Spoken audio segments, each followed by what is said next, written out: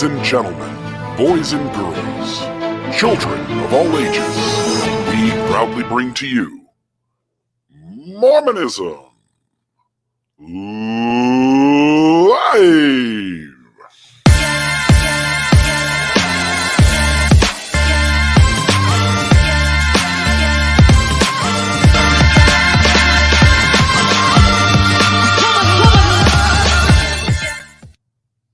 All right, just FYI, your mic is muted, so we're going to start that way.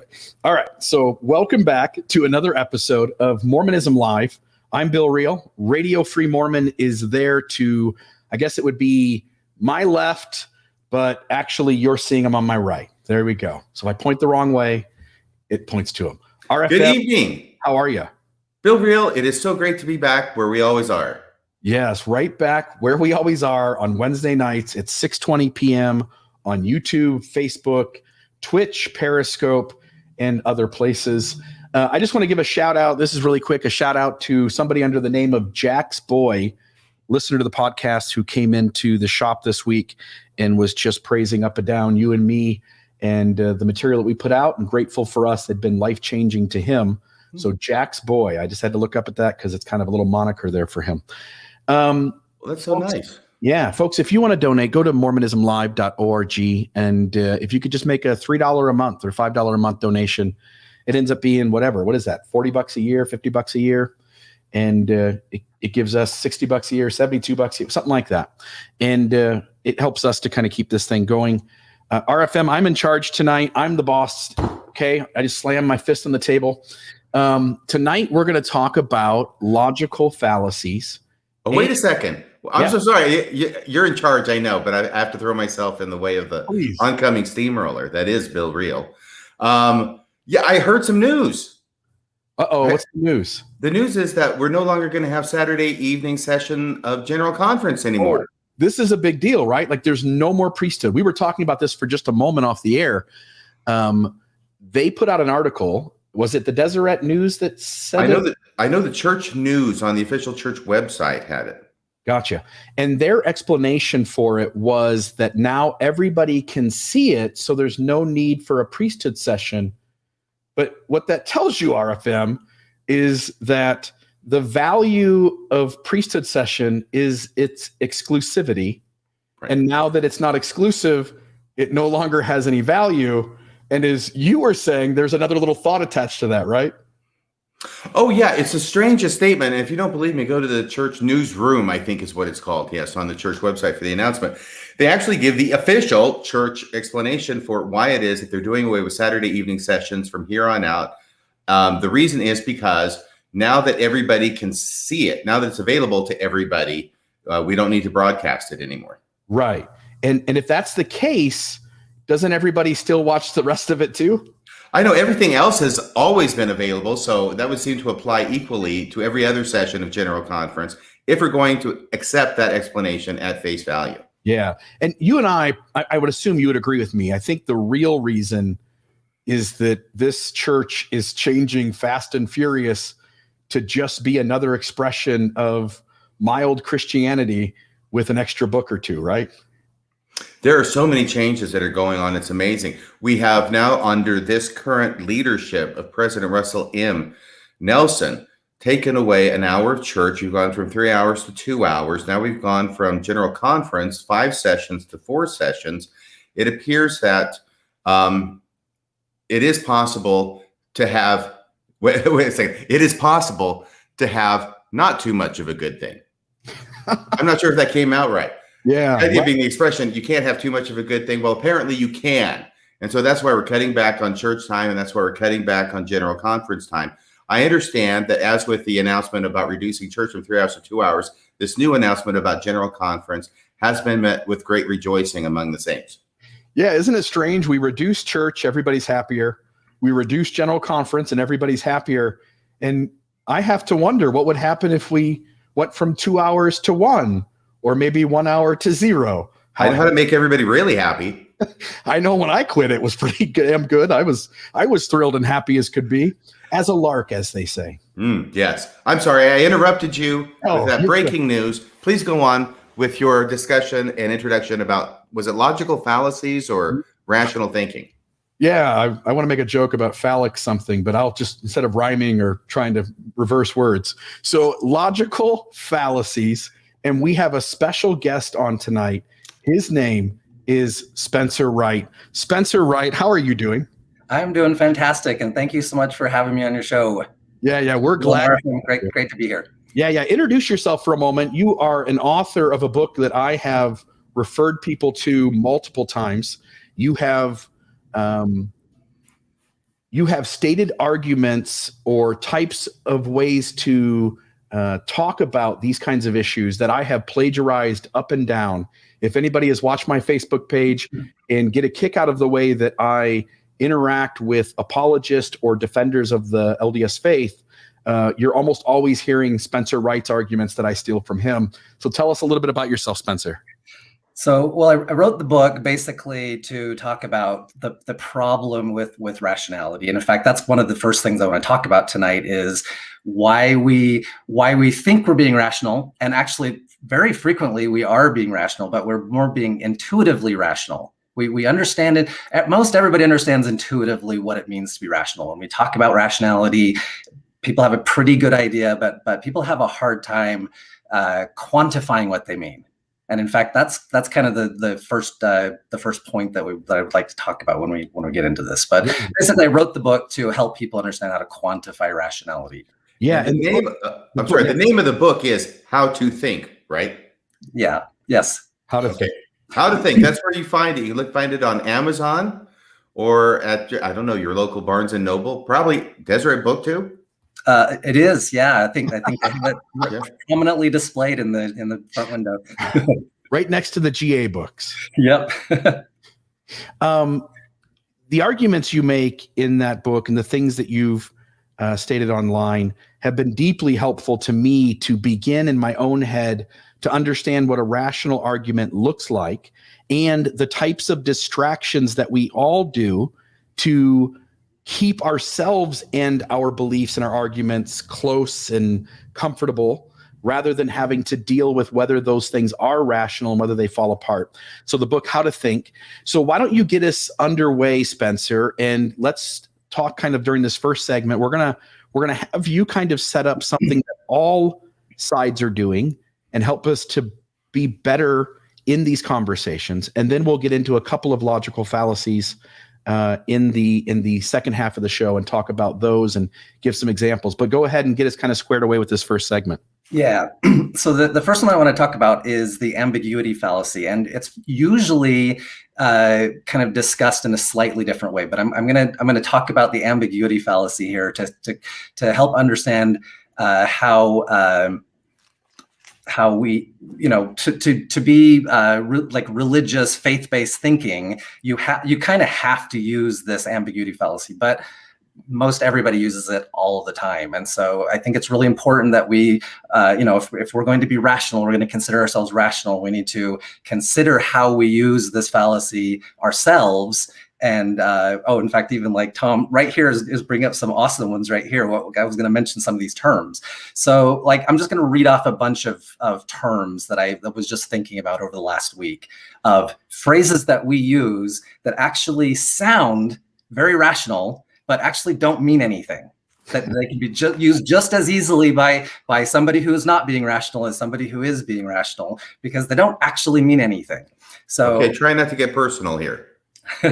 so we're talking about phrases like credible. When people say use credible, reliable sources, you think about when you think about your own sources, the news that you go to, of course, you think it's credible, but the people who think exactly the opposite of you when they're going to their sources, they're also thinking that the news that they are reading is these are credible, reliable sources, and obviously they think that your sources are, fake news, whatever the case is.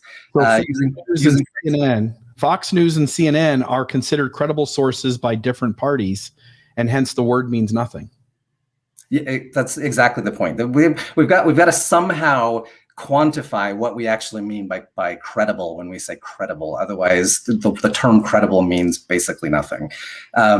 Makes sense. Or that makes no sense when you're listening to an argument you don't believe. When we say, what does that even mean to say make sense? It doesn't mean anything. Oh, that's so obvious. It's so obviously not true, or that's so obviously true. I use it all the time, by the way. All of these I'm using. So we all use them. I don't really know anybody who doesn't use these, but when these become kind of the foundation of your argument, where you just kind of, it's the little tone of voice that we throw in there, and we go, oh, that's crazy. That makes no sense. And it's like, well, okay, so what's the quantifiable? How do we quantify? What are we actually measuring when we say makes sense or doesn't make sense? Right. Can I throw in just 2 seconds? I'm so sorry, but you're fascinating me here, Brother Wright. First off, is recently in a general conference, credible was used when the church was encouraging its members to only go to credible, reliable sources for information about the church. And that's why we knew they were talking about us at that time, because we're the credible, reliable ones. Obviously, yes. That's the only possible definition or explanation for what they're referring to. And the second thing was, I'm an attorney. I've been one for 31 years. Frequently, when I'm reading briefing, I try not to do this, by the way, but another party will write obviously or clearly. And as soon as I see that, I think, I'll bet this isn't that obvious.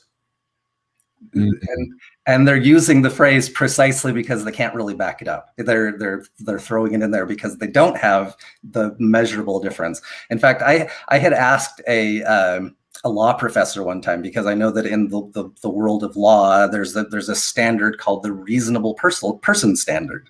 Well, when we say reasonable, that's again, what does that even mean? So I asked the question, I'm like, how do we quantify the reasonable person standard? And the response was, well, that's the $64,000 question, isn't it? Yeah. Like, what do we really mean when we're talking about reasonable or the reasonable person standard? It doesn't mean anything. Common sense is another one. If we just had common sense, just use your common sense to figure this out. Well, how do you define? Everybody thinks they have common sense. Everybody. My mother used to say the problem with common sense is it isn't very common. Yes. And so we hear something we don't like and we go, well, obviously that wasn't common sense. But the person who agrees with it, that was obviously common sense. Right. That's what my experience is, that the people that are really intelligent, I find, are the ones who agree with me. Same idea, right? Yeah. It's also people with good sense of humor. They're the ones who laugh at my jokes. Yeah. So it's very easy for me to figure out who's who. And this works in Mormonism. You're not laughing. You're not laughing right now, Spencer. It was hilarious.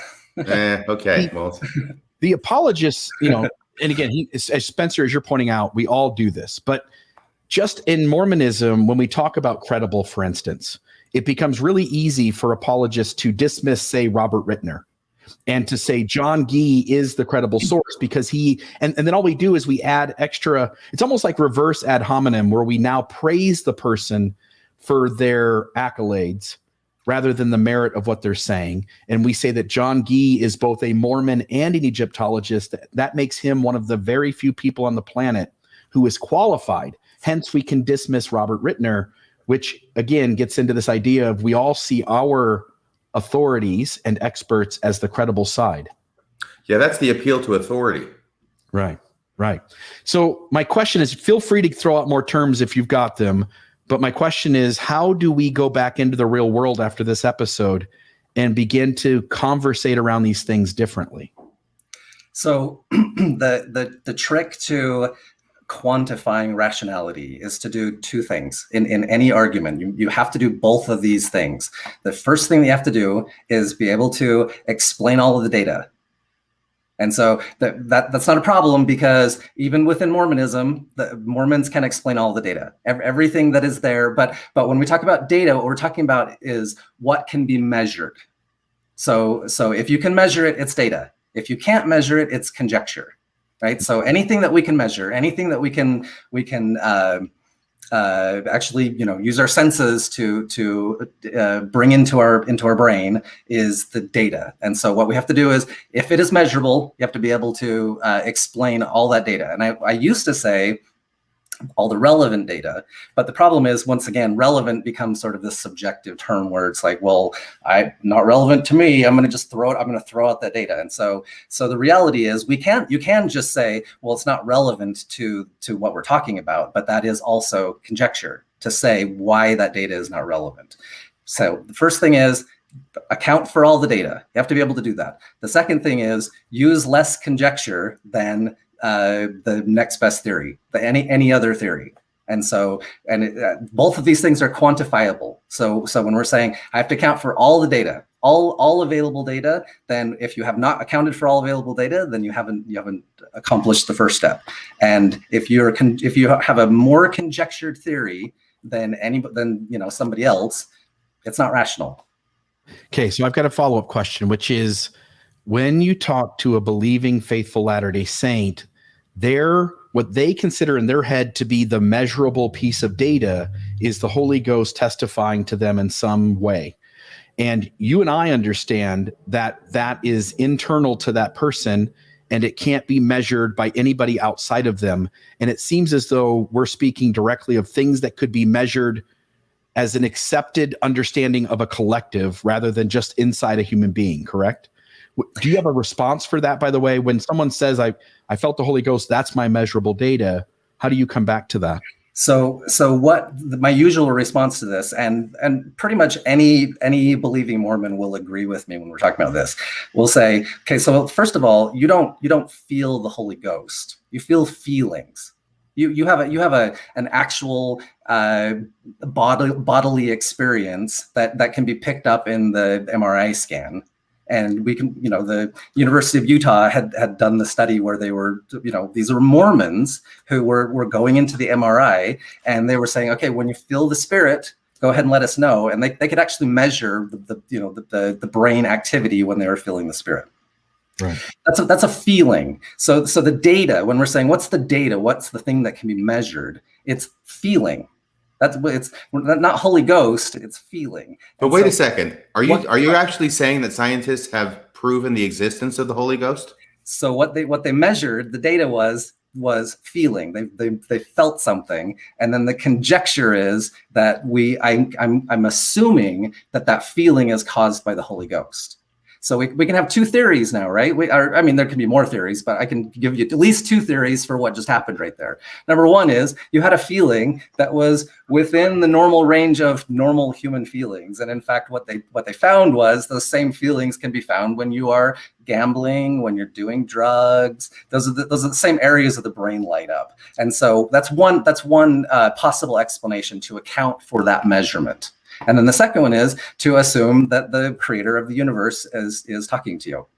Yeah, and I know too, requires more conjecture. Yeah, I know too that Jonathan Haidt, who's done a bunch into elevation emotion, in a lot of their research, they could create artificial experiences where the person thought something was happening, but it really was actors, and the truth of the matter wasn't really what the person saw or experienced, and yet they still felt that elevation emotion, or what most Mormons would call the Holy Ghost.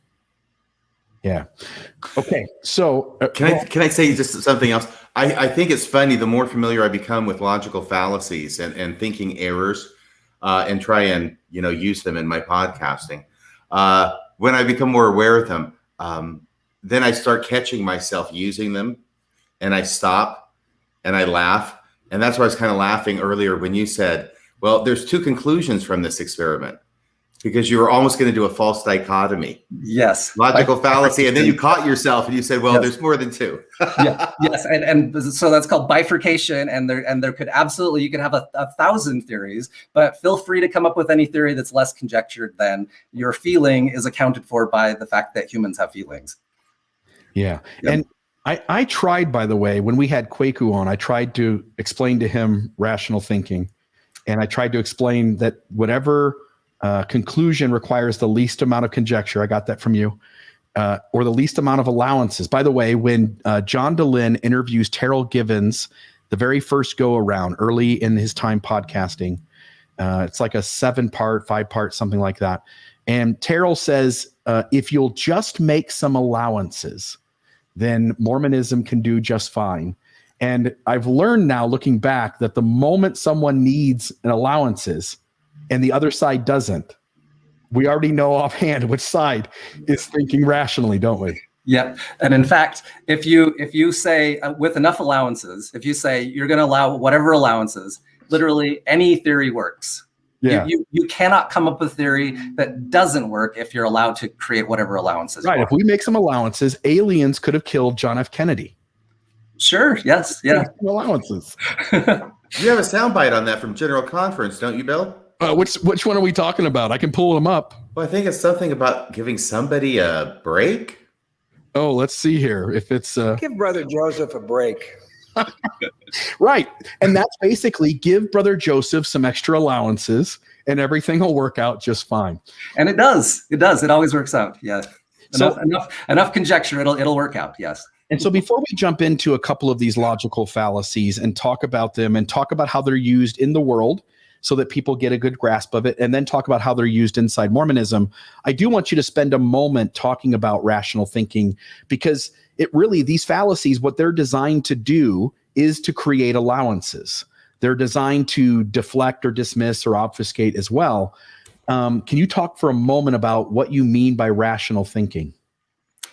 Well, and I think that rational thinking is ultimately what we have been describing. So rational thinking is figuring out how to quantify, put it into some sort of numerical, measurable format of what we're talking about, as opposed to using those phrases that we talked about.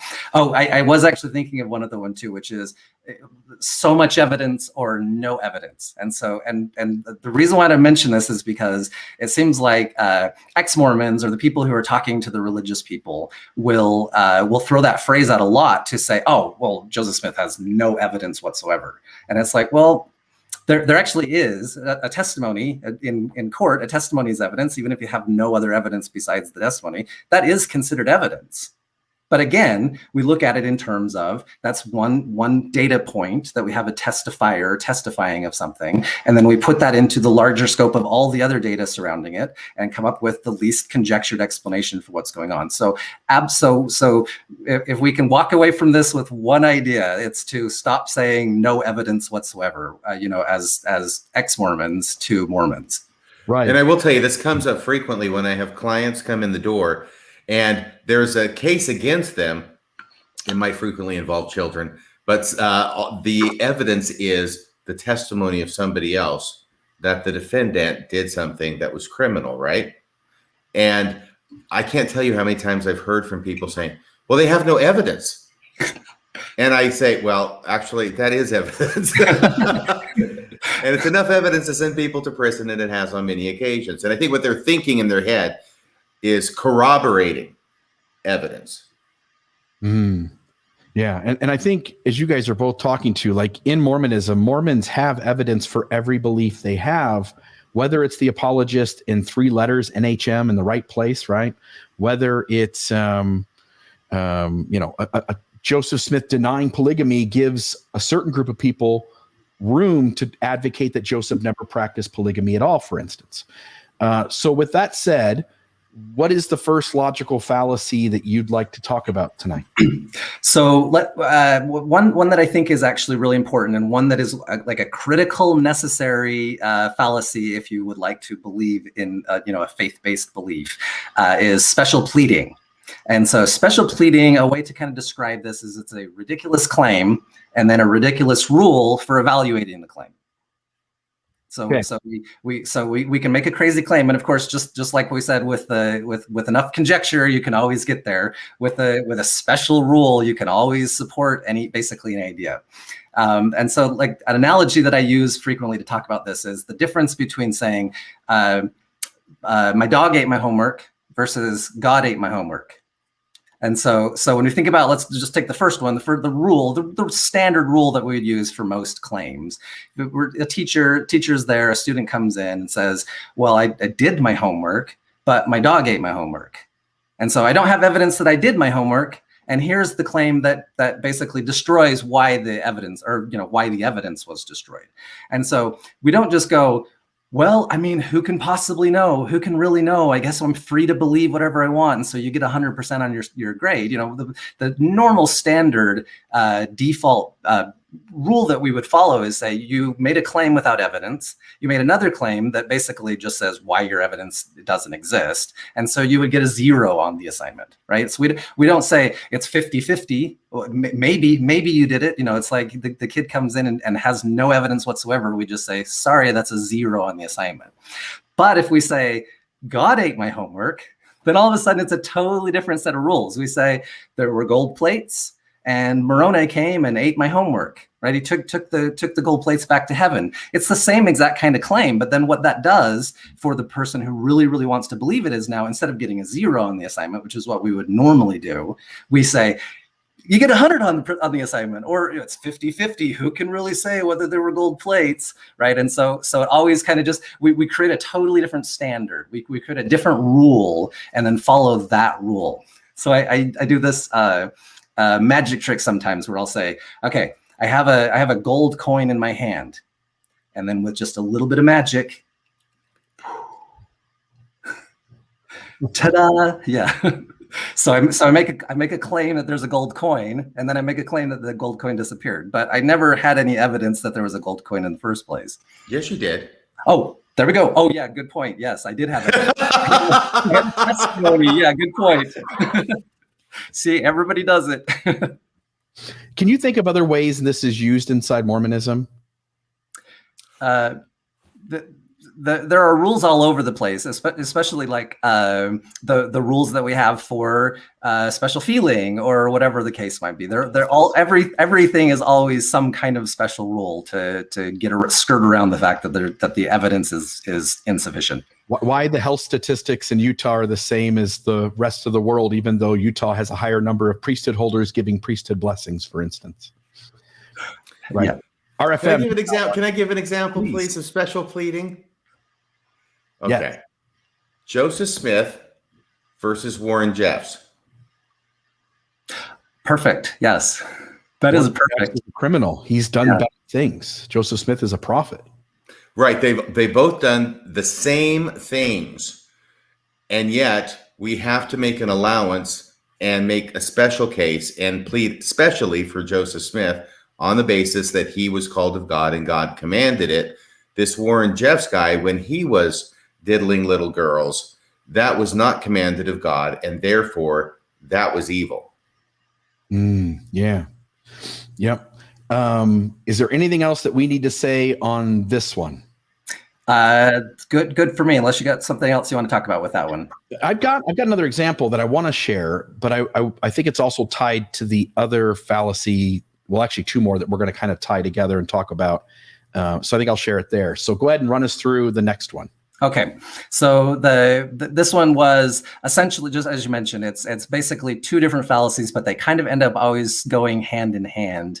The first one is begging the question, which a lot of times people think when they hear that means, well, that raises a question. That makes me ask another question, but that's not actually what begging the question means. Begging the question is basically saying, I'm starting with the conclusion, and then I'm going to conclude the conclusion. I'm starting essentially by believing. You got to believe. You got to have faith. This is Alma 32 right here, right? If you start with faith, you're going to end up with faith. It's pretty amazing. I think I have something that we could demonstrate this with. Let's see if this works. And so I start out with an assumption that the Book of Abraham and the Book of Mormon and anything else, excuse me, that we get from the restored gospel is true. Therefore, any evidence I find, I will try and fit into that paradigm. I don't feel that I need to defend that paradigm. I feel that I want to understand the evidence that I find within that paradigm, because to me it's a given that it's true. There are others who will assume that it's not true, and on these points we'll just have to agree to disagree, but we will understand one another better when we understand how our beginning assumptions color the way we filter all of the evidence that we find. So go ahead.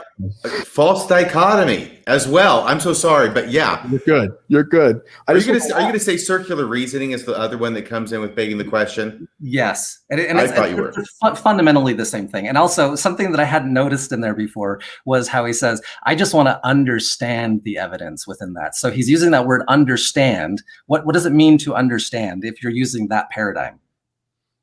If it can't be wrong as long as it's supporting Mormonism, and it can't be right if it's going against Mormonism, what does it mean to understand? Right. He's to basically twist it until it fits your theory. That's what you mean by understand. Yes. Yes. Or the quote. Yes. And if you listen closely to him, Carey is acknowledging that I'm going to start with my assumption, and I'm never going to let that assumption go. There are going to be other people who disagree with me, and we're just going to have to agree to disagree. And what he's acknowledging is that there is no piece of data he will ever allow to come in and change his mind. He will take all the data and figure out some way to fit it into the assumption that he's going to hold until his last breath.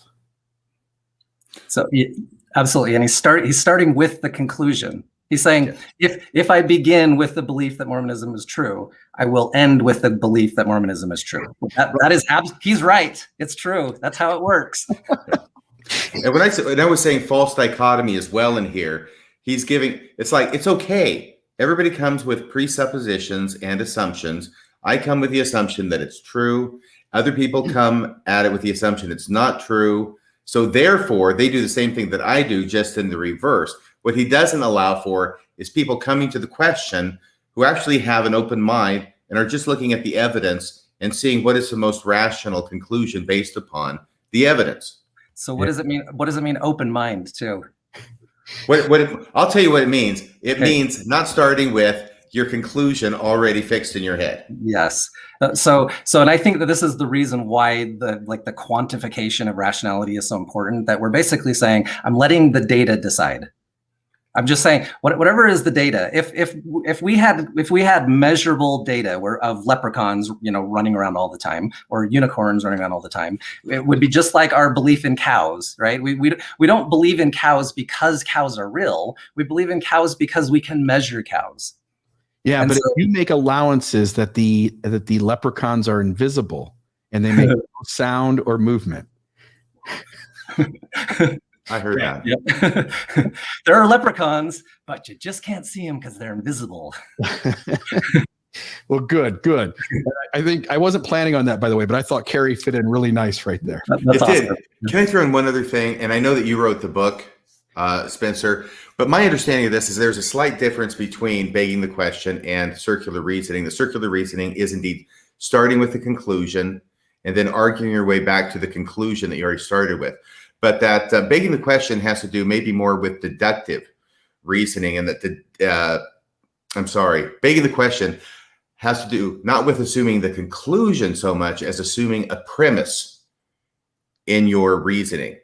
In other words, instead of you have to lay out usually a premise, usually maybe another premise, and then go to the conclusion. And if it's correctly constructed, then it's a sound argument. But both of your premises have to be correct in the first place. They have to be sound, right? Yes, and in fact, this happens a lot in Mormonism too, where they're starting with some premise that itself has not been proven, and to arrive at some other premise. If the Book of Mormon is true, then the church is true, right? And so they're not starting with the church is true, but ultimately, when it comes down to it, that first premise kind of depends on the church being true, and so you're right. And so I think that ultimately what they're doing is they're playing a little bit of a game where they're saying, like, these two terms are two totally different terms, and I feel like it gives the impression that you're starting with something that's not the conclusion and ending up with the conclusion, but they're both basically the same thing. They're both just Mormon church claims. I would really like to get your thoughts on this, because this is something that I do hear frequently in the church, which is this line of reasoning. I think it suffers from a number of problems, but you reminded me, it starts with the Book of Mormon, because we pray about it, we get a witness of it. If the Book of Mormon is true, then Joseph Smith was a prophet, because he's the one who translated the Book of Mormon. If Joseph Smith was a prophet, then the modern prophet is a prophet of God, right? And if he's a prophet of God, then the church is true, and you need to get in line with it in order to go to the celestial kingdom. Yeah, and I think that right there was what I was kind of thinking about when I was using these two lines, and it's ultimately the same thing. We're starting with what is ultimately the question that we're trying to arrive at, and using an allowance. If the Book of Mormon is true, well, okay, sure, and if the Book of Mormon is false, then that just is still deductively comes out to the opposite answer, right? And so it really depends first on if the Book of Mormon is true. What do we even mean by true in the first place? And so again, the way that we would determine whether the Book of Mormon is true is if the data, at least conjectured explanation for the data, leads to that as the explanation. And I don't want to get too wonky, but I think everybody will intuitively understand what I'm saying here, which is that one of the problems with that is that not only does it beg the question of whether the Book of Mormon is true in the outset, but it also ends up not being a sound argument, in that even if the Book of Mormon were true and we can accept it as bedrock and go from there, that does not lead to the conclusion that the church today is true and that President Nelson is a prophet. I totally agree. Yes, that just if we're looking now just at like the logical reasoning from beginning to end, it's like that's a non sequitur, right? We're jumping from one premise to a conclusion that does not necessarily follow from the premises. Yeah. And I just want to note, one of the viewers, Jared, is asking how we would define faith, and I'll just throw my 2 cents in. If there's some major difference, jump in. But faith requires that it is things that we don't see. There is no measurable data, but something internally to me feels encouraged, pushed, nudged to believe a certain belief, in spite of the fact that it is not the most evidence-based conclusion. It is a conclusion that requires more conjecture, or maybe a whole hell of a lot of conjecture. Hence, if it was the most rational conclusion, it required little to no conjecture and less conjecture than any other conclusion. Faith would be unnecessary. And Mormons use the term exactly the same. Even they try really hard to avoid using the term faith like this. They're like, well, everybody uses faith, right? Even when you believe in cows, whatever, you're still using faith, sort of thing. But the point is, and I think that what you said is exactly right. That if there is a less conjectured explanation for the data, and you don't believe that explanation, then you are faith-based thinking. Yeah. And so whatever that is, whatever that other explanation is, because it uses more conjecture and you still want to believe it, obviously we're seeing kind of a motivated reasoning going on right there, right? It's like, I want that answer to be the right answer. And that's the reason why I come up with all of the conjecture to get there. Any explanation is achievable if you throw out enough conjecture. So, to some extent, Spencer, would you agree that faith is the antithesis of rationality? Yes. In fact, the subtitle to my book is Why Rational and Faith-Based Thinking Are Incompatible. It's not only are they just not the same thing, it's actually impossible. You cannot go with a more conjectured explanation and a less conjectured explanation when they are at odds with one another. You can't do it. Right. For instance, I would not say that I have faith that the sky is blue. And so I would actually agree with the Mormons when the Mormons say that everybody has faith, in the sense that I still have to have some sort of belief beyond the data.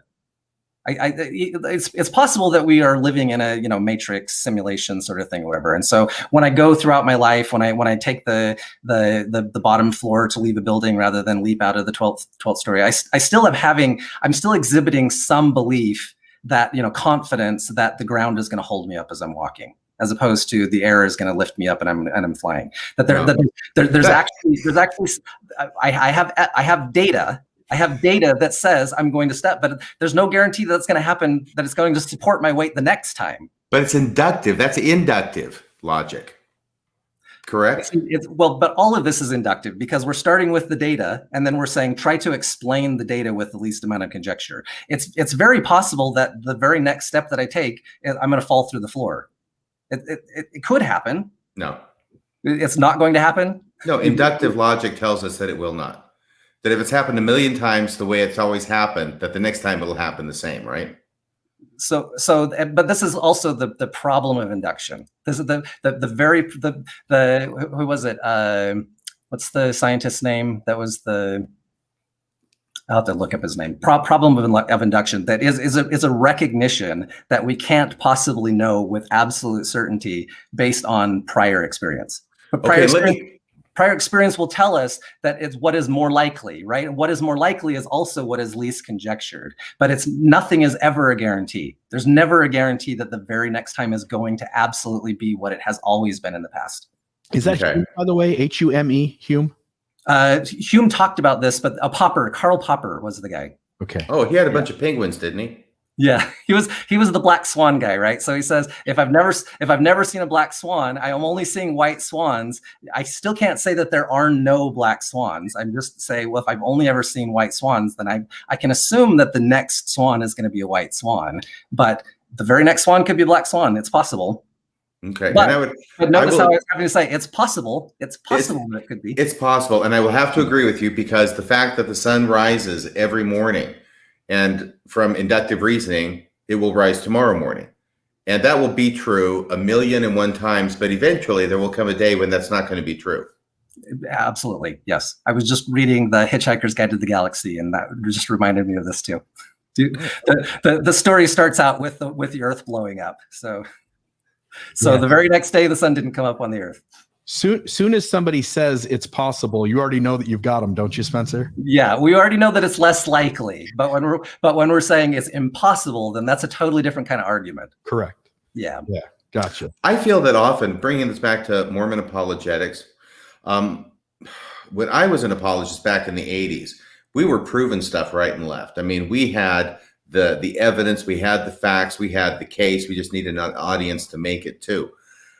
Whether that was true or delusion, I can't say at this point, but it strikes me that was the outlook at the time. But in the last decade or so, when I look at Mormon apologists like Dan Peterson, what I hear them doing now is not trying to prove things, but just trying to preserve a plausibility for the premise or the whatever it is they're saying, their claim.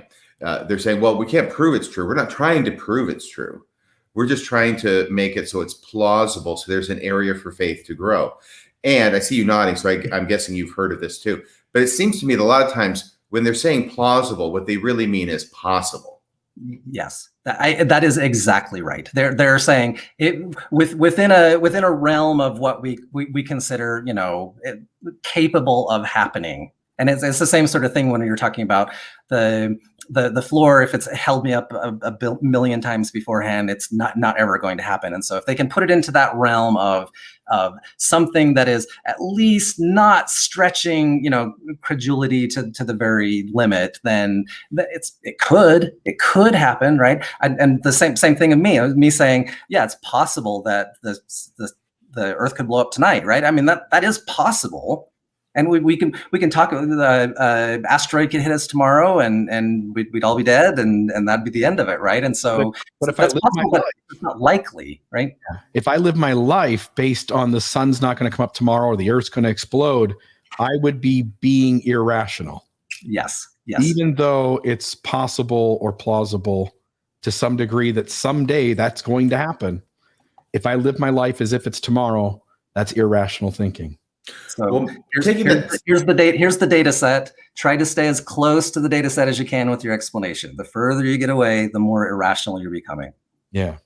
Taking that idea of the sun not coming up and applying it to religion, what would you say about living every day as if you thought that the next day Jesus would come? Well, he hasn't come for the last 2,000 years, so it's kind of that's the problem, right? Yeah, more likely. If we're talking about the likelihood, I would need to see some data that would overturn the likelihood that he's not. Tomorrow's going to be like today and the day before. Yeah, I wish there was a betting line at Vegas on that one. Well, I would think that every day that goes by after 2,000 years that he hasn't come, it's got to only increase the odds that it'll be tomorrow. Definitely. Let's throw some money down. All right. So begging the question, we did special pleading first, begging the question. What's the next one you want to kind of tackle So the two kind of that generally go hand in hand when we're talking about religious beliefs are begging the question and burden shifting. And so burden shifting is fundamentally saying, so the rule is, the normal rule, and most everybody would agree, if we're not talking about our own pet beliefs, that the person who makes the claim is the person who has to support their claim. Right. So if we're talking about a criminal case, the prosecution has to make the case. They're the one making the claim that the defendant is guilty. And so they're the ones who bear the burden for providing the evidence that he is guilty. And so, which is funny, too, because the Mormon Church has recently produced this video where they're saying the Book of Mormon on trial, or it was Mormonism on trial, or whatever it was. And so they had the person who is essentially the personification of Mormonism as the defendant. And it's like you've completely flipped the script around in terms of who is supposed to be actually providing the evidence. It's like, it's your claim. You're the ones claiming that that Mormonism is true, that Joseph Smith was a prophet, that the angels and all that. And so really, you're the prosecution in that situation. But what they have ultimately done in a video, just kind of a little movie magic, they flipped it around and made the Book of Mormon into the defendant, where it's like, you can't prove it's not true. And so ultimately what they do is they start out with the claim, they follow this begging the question logic, and then they wrap it up with, and you can't prove it's not true. Yeah, and I see this all the time. I'll give an example here, and this was the one I was thinking of earlier. I have been in conversations with Mike Ash. Mike Ash is an apologist for the LDS Church. He is closely tied to Fair Mormon again. And one of the things I always point out, and Mike agrees, by the way, when I point out the number discrepancies in the Book of Mormon. In other words, when there is a battle on the hill Cumorah and there is, 3 million people who die, or whatever the number is, it's an absurd number.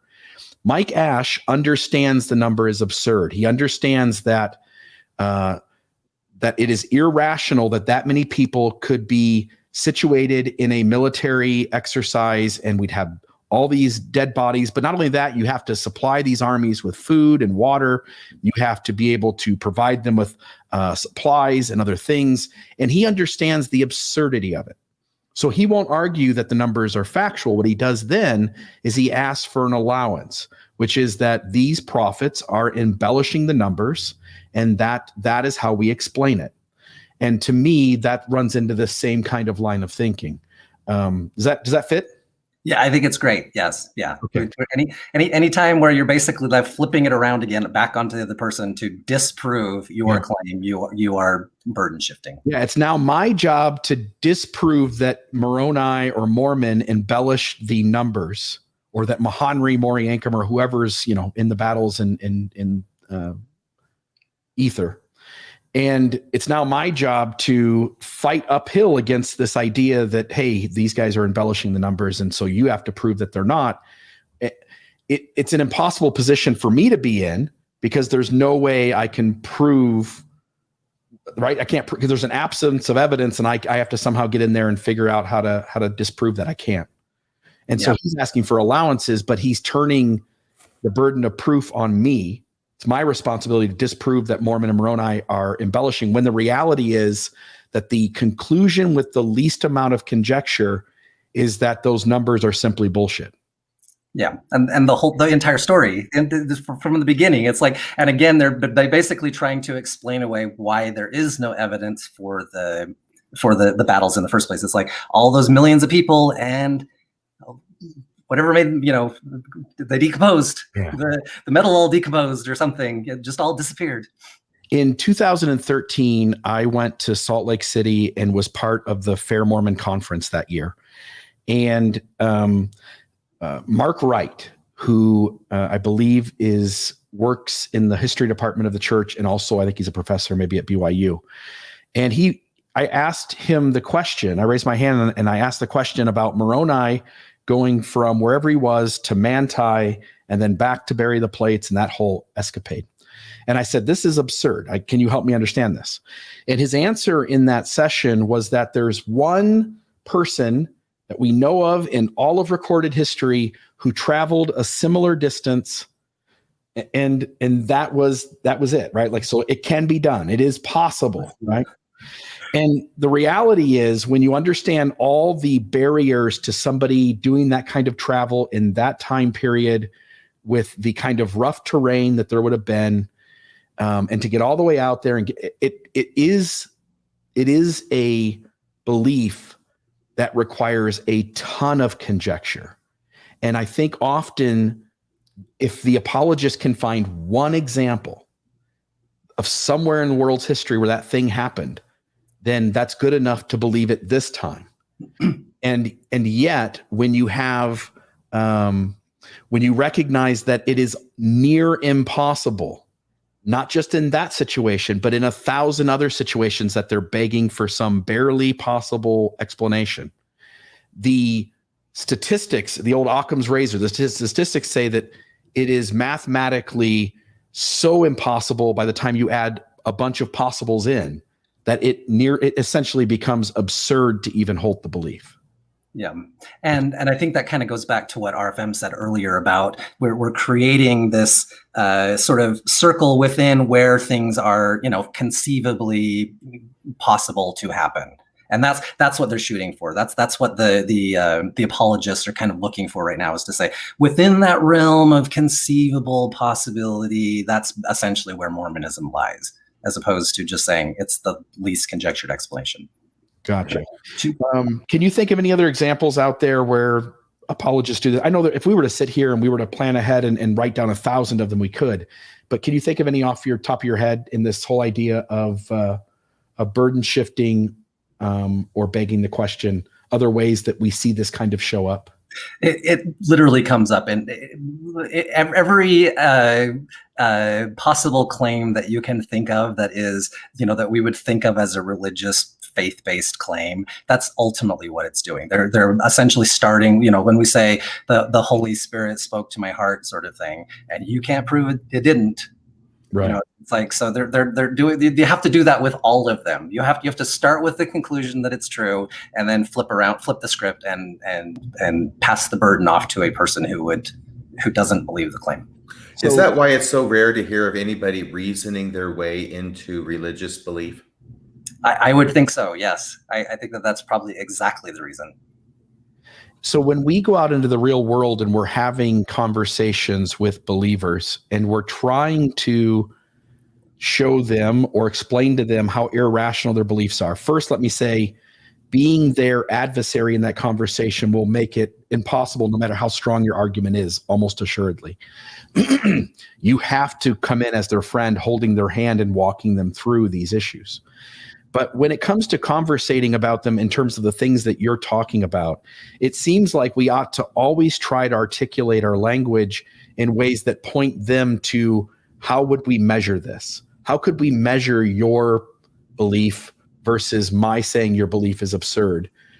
How much conjecture and allowances does my conclusion need? And how much conjecture and allowances does your conclusion need?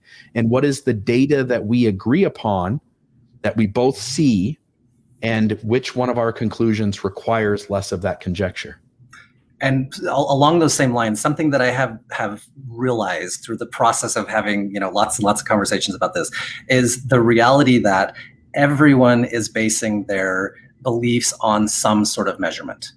There's no belief that started from the conclusion and came back to, like, you think about ancient civilizations as they're trying to explain the earth. How did the earth get here? How did that mountain get here? Well, the first thing they're not starting with the belief in God. They're starting with the measurement of a mountain and trying to explain how that nobody started with Thor. They started with lightning, right? And so the Mormons are not starting with the belief in Moroni. They're starting with a special feeling in my heart. And so every one of these things is data. And so one of the first things that we have to do is we have to kind of call out the elephant in the room, that even their belief is ultimately rests on some sort of measurement. We always start with measurement. Everyone starts with measurement, and then they jump to here's the data set, right? And then they're jumping to the wildest conclusion that they possibly can to explain that measurement. But they're still starting from the data. They're still starting from the measurement. Yeah.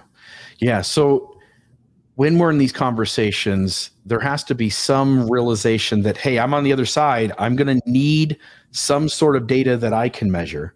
And your internal experience is unmeasurable to the entire rest of the world. Hence, we're going to have to set that aside and talk about these issues from the standpoint of external data that we can all, at least, whether we interpret it the right way or the same way or agree on it, at least acknowledge that it's there. Yeah, and I kind of sort of gave up the idea of laying aside the measurement that they have, their internal measurement, and say, well, let's agree that what you are feeling is not the spirit. What you are feeling is a feeling. Yeah. And then you are conjecturing that, so it takes a certain amount of conjecture to explain the feeling. I fully grant you are feeling something. 100%. I felt things as a Mormon, being an ex-Mormon. I feel things, in like Buddhist meditation and whatnot. I feel things, and so I not only grant them, but I fully agree that they are feeling something. But when we're trying to explain that feeling, what's the least conjectured explanation for that feeling? And so Mark here is saying, which I think is kind of what you're speaking to, before you can tell someone they're wrong, you have to tell them how they're right. You're acknowledging, you're agreeing with them, like, hey, I agree you're feeling something. I'm not going to take that away from you. That's data right there. You got it. Yep. But what you interpret that as, now we're adding conjecture. Got it. Can I say two things? Go ahead. First off, when you talked about they start with lightning, not with Thor. That reminded me of the very famous quote by the very famous scientist and author Arthur C. Clarke, where he said in his 1962 book, he says, any sufficiently advanced technology is indistinguishable from magic. You've heard that, haven't you? Yes.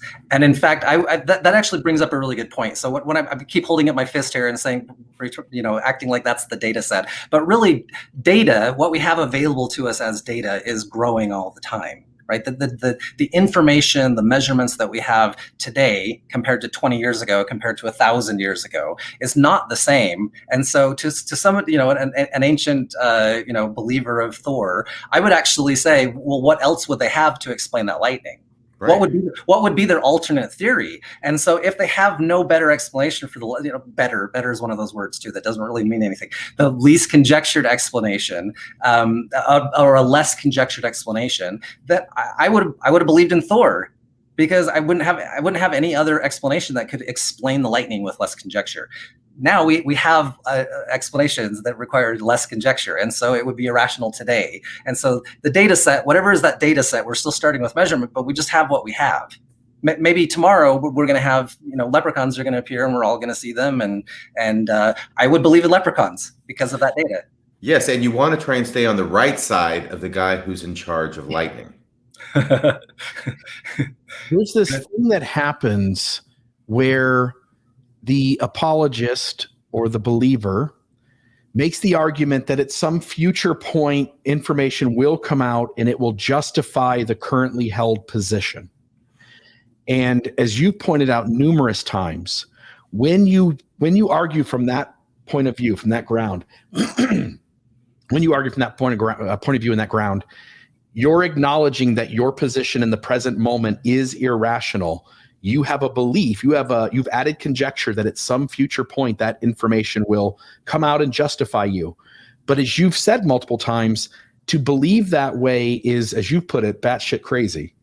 And because none of us live our lives based on future evidence that we don't know of now that will come out and tell us differently about the world that we're in. So as you're pointing out, there may have been a day where the most rational, least conjecture position was that Thor was in charge of the lightning. It would have been absurd in that moment for somebody to throw out some science thing that no one could even comprehend, because we don't have the technology yet to see it, to measure it, to perceive it. And if someone would have held any crazy position, it would have been crazy. We ought to always live in the present moment based on beliefs of what will happen, based in the idea of what requires the least amount of conjecture. In other words, my wife has given me zero indications that she's having an affair on me. For me to go, but I know that I will find that out. I'm going to discover it. would be insane to operate in my life. And yet many believers operate this way day in and day out, where they say someday something will come out. An archaeologist will find something, information will come out that will justify my current belief that is at present irrational. Yeah, that is exactly right. Yes. Yeah, I completely agree. 100%.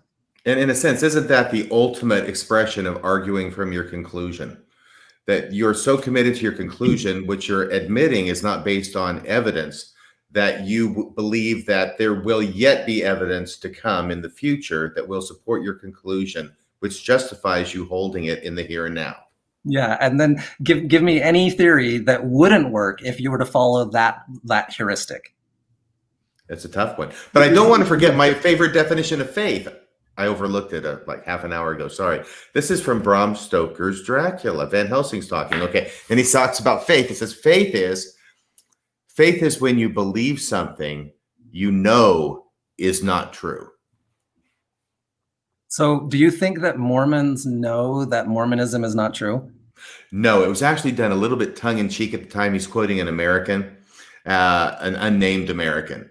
The faith is when you believe things you know are not true. And he says, it's funny, but there is some truth in that. So it's like saying it tongue-in-cheek, and yet he's pointing to the truth in it, that when we believe something we know is not true. I think that what he's getting at is faith is when we believe something that we know is not rational.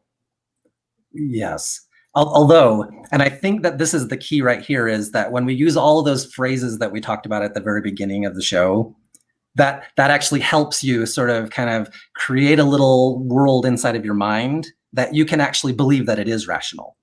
When you say, I listen to credible sources, all these things that we were talking about, that I think that they genuinely believe that they are being rational. That they actually, that they actually think that they have come up with a very reasonable faith, reasonable faith. That's what I think so. And that's the beauty of an echo chamber. Yes. Yeah. Love it. Love it. Anything else you guys want to hash out here in terms of logical fallacies? And by the way, I'm hoping at some future point to get into a lot more of these and to talk about them and to help folks see how they're used within our religion and the world at large. But I also am excited to take a few phone calls if you guys are done. And if not, no, keep going. I just want to say this thing about faith, okay?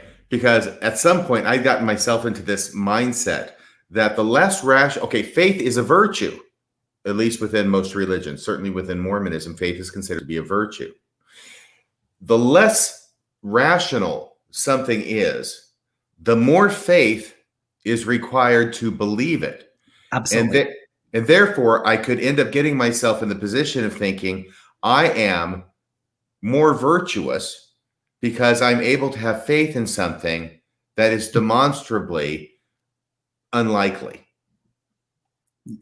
Right. You believing in the absurd. You could believe in the most absurd thing, and it requires a much more significant amount of faith to believe in dragons than it does to believe in gravity. Yes. Yeah.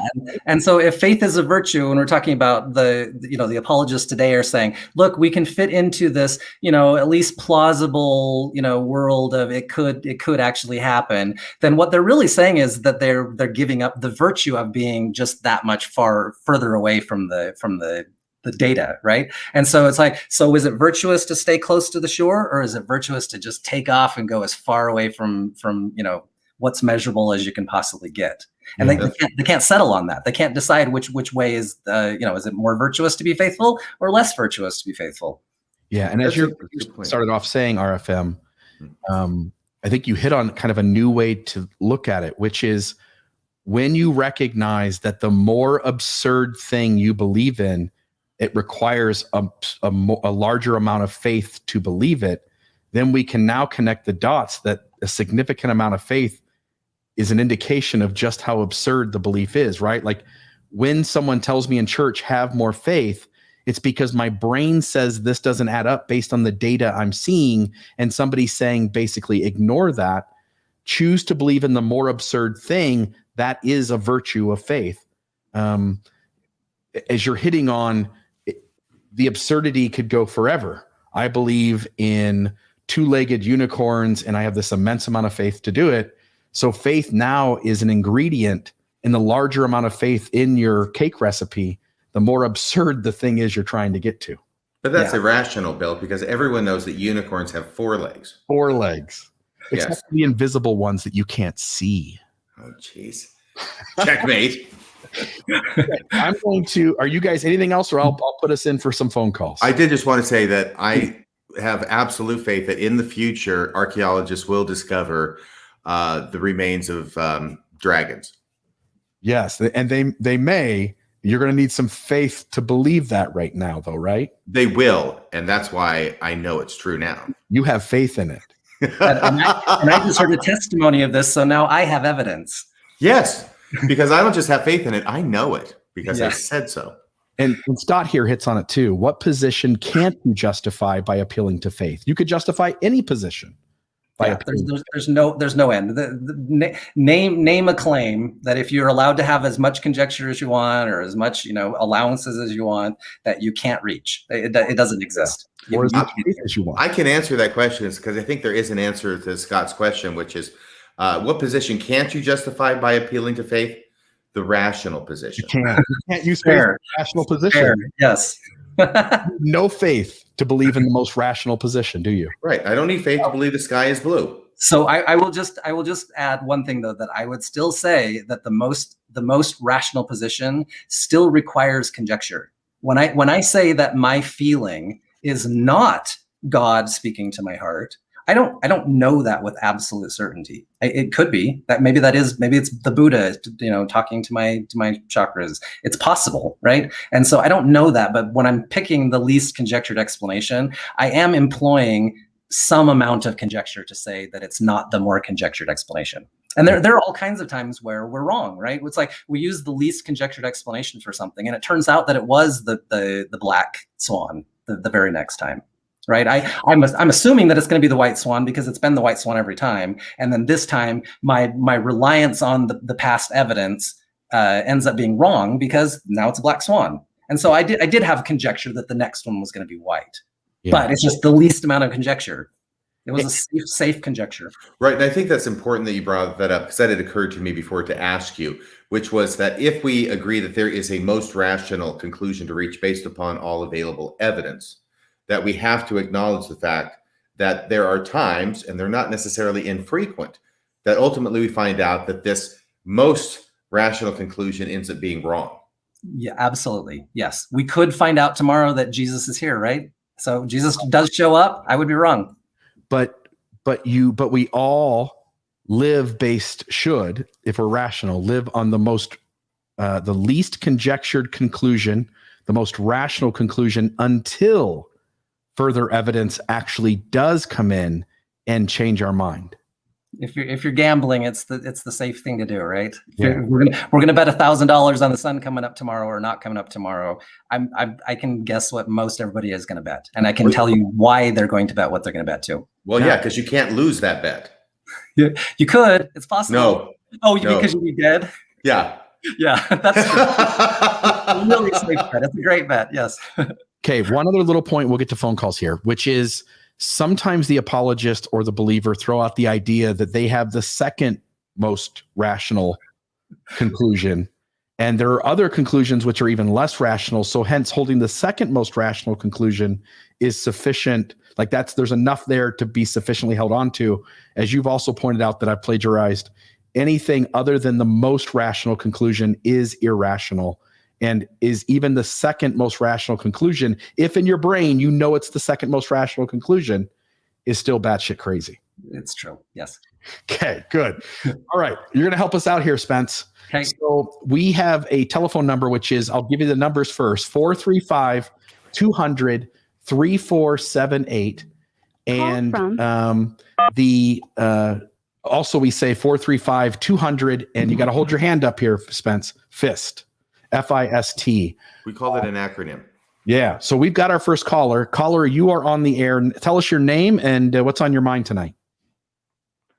That must be me. My name is Jay. Is that me? Yeah, it's you, Jay. Go ahead, my friend.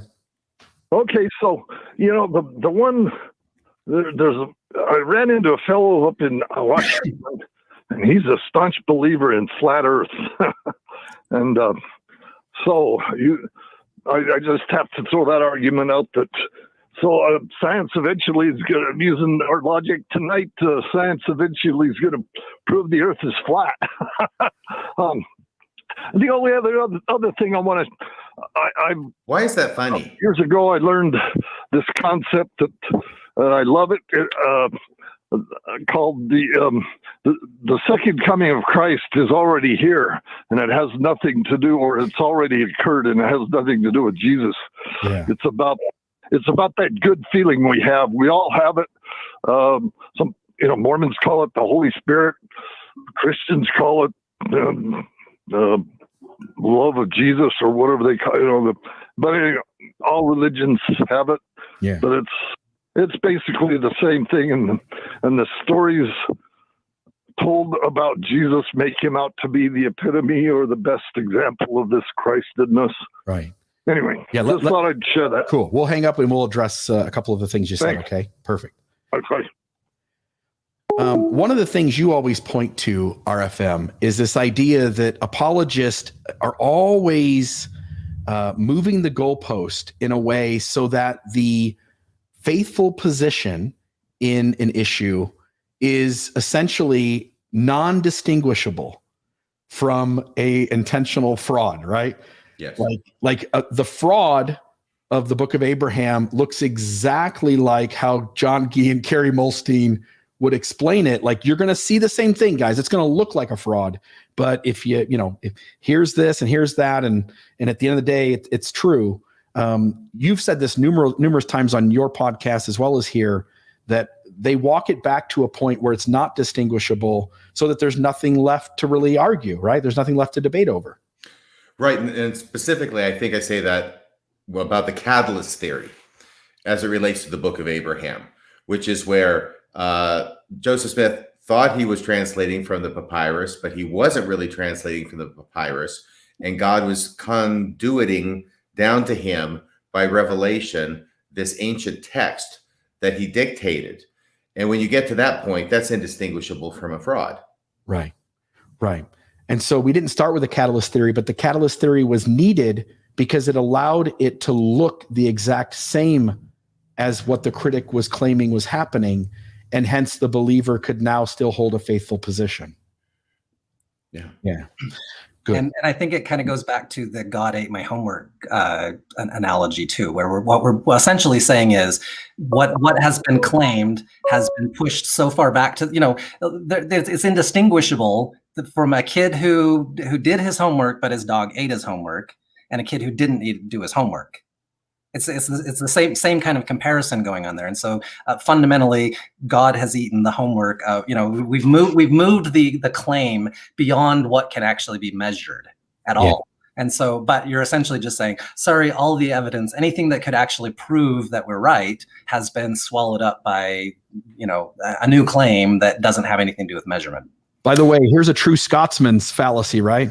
God makes himself known to true seekers. So if you don't know that God's made himself known to you, you must not be a true seeker. I love it. By the way, I do like the theory that's gaining in popularity that Radio Free Mormon is the second coming of Jesus. It is very possible. And you shaved your beard so you can go into the temple and you can serve in Mormon, spaces, right? You're worthy to go to BYU because you've got a clean shaven face. Yeah, this is why it's very important for me to stay on the good side of the guy who's in charge of the lightning. Yeah. The caller that just got off the phone with us, he was mentioning flat earth. It's at least important to note that these fallacies are used everywhere. It's not just religion. They are used in any kind of absurd belief where people are piling in, and QAnon and all these other kind of things that are out there. These same kinds of fallacies show up. Just a note. Caller number 2, this is Amanda. Amanda, you are on the air, Mormonism Live with Radio Free Mormon, Bill Reel and Spencer Wright. What are your thoughts tonight? Hey, yeah, thanks so much. And thanks for all that you guys do. Just a quick question, and maybe the caller before me touched on this and I didn't hear, but just about how religions use these logical fallacies and how they start us so early, and the psychology behind that. Like, my mom will use her patriarchal blessing in the fact that she says that like she will have unwavering faith and she wears that as a badge of honor. And to me, I'm raised in the same way she raised me, but I don't find faith as much as of a virtue. And so I'm just curious about the psychology behind it, and your guys' thoughts on that, and love to get Spencer's thoughts too from his point of view. Perfect. Thank you. I'll hang up with you. Thank you. Spencer, your thoughts there? Well, definitely on the topic of start them young kind of thing. It's important because that essentially forms the types of structures that we use in our brain to process information. And so when we see other people, again, a bandwagon fallacy here, right? It's like we see everybody around us is doing essentially the same thing. You start out as a kid, you believe in Santa because basically everybody's talking about Santa. Oh, sorry, am I ruining somebody's beliefs here? But eventually it kind of, you see other people around you who stop believing in that particular belief. When we're talking about religious belief, we're talking about Mormonism, whatever, you're seeing grown adults who are basically just talking about it as though it is true. They're all using those same kind of fallacious ways of processing information. And so you feel completely justified. And this kind of goes back to what we were talking about before about you feel like what you're doing is rational because you see adults doing the same exact thing that you're doing. Yeah. Yeah. Perfect. RFM, anything there on that one? I just think that it's way beyond the scope of this broadcast. But the idea of so many people believing irrational things, like flat Earth. My apologies to any flat earthers out there in the audience. But I think there's a seductiveness and an attractiveness that human beings have to being on the inside of a secret. They want to be in the know. They want to understand something that nobody else understands, which is usually going to lead them to irrational things, right? Not always, but usually it's going to lead you to more of an irrational thing because the majority of people are probably going to believe things that are more rational as a general rule. But who doesn't want to be in on a secret with somebody else? And so this flat Earth is a great example. So I'm in on the secret. I'm in the know of how things really are, which usually ends up being in conspiracies and persecutions of other people who are representing science falsely over and over as showing that the Earth is actually round. Yeah. And on that point, so fundamentally, the people who are in on the secret, they're going to then turn around and say, well, you're just appealing to the bandwagon fallacy. You're just saying because lots of people believe the opposite of what I believe, that's almost evidence that they're all wrong because they're all using the bandwagon fallacy. And so again, this is why it's so important that we have to point to something other than lots of people believe it in order to actually demonstrate why that thing that lots of people believe is actually the rational answer. Well, 1 billion Chinese cannot be wrong. Not be wrong. I was going to name a name, but I'll leave the name out. But somebody who I know had often used the phrase about Mormonism with their 10, 15 million members. That many people can't be wrong. It's like that's a very small percentage of the population of the Earth. 0.2% if you count the inactives, and the people they're still counting no longer call themselves Mormon. It was literally playing the both sides of the bandwagon fallacy. Yeah. And like Elder Uchtdorf said, nobody who speaks German can be all bad. Yeah. Okay, we're going to go to our last call for the night. This is Aaron. Aaron, sorry, hold on. Oh, I pushed the wrong button. Give me 1 second, Aaron. Sorry. Hold on. How's that? I hope we're getting some laughs out there because I'm dying in here. When you joke, I'm in the middle of going like, hey, I got to get Aaron on. How do I transition? And my brain's not there. So Spencer, it's your job to laugh at RFM when he tells funny things. Thank you. This is the A material. This is as good as it gets. This is it. All right, Aaron, you are on the air. Mormonism Live. Take us home, my friend. I really appreciate the show tonight and the conversation on these logical fallacies. I'm an educator, and I've watched this kind of education be moved out of education for various reasons. I'm just wondering what the feeling is of how do we educate people? How do we have debate clubs again and those kinds of things It just seems like this is something that is so needed right now in not only religion, but in so many aspects of our life. And I just wondered if if Spencer has any ideas on how to do that. Perfect. So Thank you. We'll hang up. Thank you. So, and I think this kind of goes back to what we discussed at the very beginning of the program, where if we, be the Gandhi idea, be the change that you want to be, see in the world. And so if you want people to be less rational, then you yourself stop using the phrases like critical thinking. It's the phrase, everybody thinks they're a critical thinker. And so instead of relying on, well, that's not, you didn't think critically here, help people understand why that's, what is the difference. You need to be able to have something that is true, that's quantifiably true about your position, that is not quantifiably true about the other position. That's how to be right. And anything where you say, well, I'm thinking, logically, I'm a critical thinker, they can say the same thing, because it doesn't mean anything. The words don't mean anything unless you put some numbers behind it. Love it. Spencer, thanks so much for being part of tonight. This was a really fun conversation. I think this helped people kind of sort out what rational thinking is and how these fallacies, which really are Jedi mind tricks to try to get us to continue to hold absurd beliefs, how they work. I thought we would finish off RFM with that Molstein quote again. And when I play it this time around, and then we'll close out the show, when I play it this time, I want you to listen to Carrie, everybody, and notice that he leaves zero room in his statement for his mind to be changed to some other position. And so I start out with an assumption that the Book of Abraham and the Book of Mormon and anything else, excuse me, that we get from the restored gospel is true. Therefore, any evidence I find, I will try and fit into that paradigm. I don't feel that I need to defend that paradigm. I feel that I want to understand the evidence that I find within that paradigm, because to me it's a given that it's true. There are others who will assume that it's not true, and on these points we'll just have to agree to disagree, but we will understand one another better when we understand how our beginning assumptions color the way we filter all of the evidence that we find.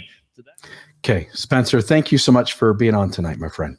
Thank you. Yeah, sorry. So go ahead. It was so great to have you on, Spencer. Let's not let him go. Just before I say, the line that jumped out at me that time listening to Kerry Muhlestein was when he says, I don't want to defend that paradigm. I just want to understand it. And I think he gave away the farm when he said that. Yeah. He says, I don't want to defend it. What I hear is, I know I can't defend it. Yeah. Can I throw out one other thought too? That he's actually right. That we do start with assumptions. Our all paradigms start with certain assumptions. But basically, what he's saying is it's the difference between a referee in a sports game saying, "I'm going to start with the assumption that the blue team is going to win," versus I'm going to start with the assumption that the team that scores the most points is going to win. And so what we should be doing rationally is saying, whatever the data says, that's what we're going to go with, not starting with the blue team is going to win. That's a terrible assumption. Perfect. Anything else from you guys? Not for me. I think that I pretty much interrupted my way through this entire podcast. No. You did great. I love the conversation. This was one of my favorites. So Spencer, thank you very much. RFM, pleasure as always, my friend. We'll close it out. Instead of Boyd K. Packer, why don't we put a little President Hinckley on, okay? Great. Good night, everybody. My dear beloved brothers and sisters, it is with a heavy heart that I come to you today. Excuse me. I come to you now with all open-mindedness and an open heart to tell you of the truth of the so-called self-proclaimed prophet of the Lord, even Joseph Smith himself. I declare openly, this man was a fraud. He married other men's wives, took children to wife, practiced an abominable